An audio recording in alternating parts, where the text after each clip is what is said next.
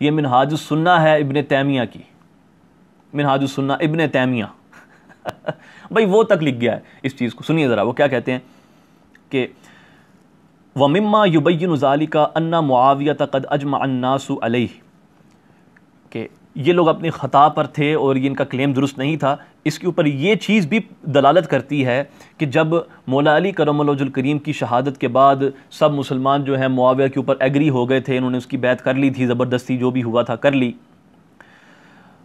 تو جب بیعت کر لی اس کے بعد بھی انہوں نے قاتلین عثمان کو نہیں پکڑا. معاویہ نے خود قاتلین عثمان کو نہیں پکڑا، وہ ان کے انڈر تھے، وہ ان کے ارد گرد گما کرتے تھے، وہ سب ان کے انڈر تھے. یہاں تک کہ جب معاویہ مدینہ میں گئے، انہوں نے ایک واقعہ یہاں پر لکھا ہے، تو گھر میں بیٹھے ہوئے تھے تو باہر سے ان کو آواز آئی، اے امیر المومنین مدد کر، اے امیر المومنین مدد کر. تو انہوں نے کہا یہ کس کی آواز ہے؟ کسی عورت کی آواز تھی. تو ان کو کہا گیا یہ عثمان غنی کی بیٹی آئی ہے انصاف مانگنے کے لیے.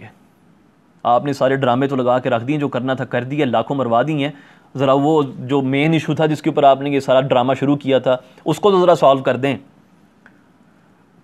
تو خیر جب ان سے ملاقات کی عثمان نے تو ان سے کہا کہ یا ابنۃ عمی ان الناس قد بذلوا لنا طاعۃ علی کر، کہ اے میرے چاچے کی بیٹی، لوگ بڑی مشکل سے ہمارے اوپر ایگری ہوئے ہیں، اب میں ان کو غصہ نہیں دکھا سکتا، اب میں ان کو پکڑ نہیں سکتا، وہ مکر جائیں گے، وہ انحراف کریں گے ہم سے، ہماری اطاعت نہیں کریں گے.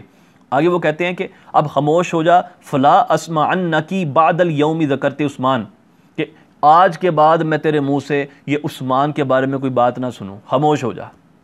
یہ ہے جناب اجتہاد ان کا، منہاج السنہ ابن تیمیہ.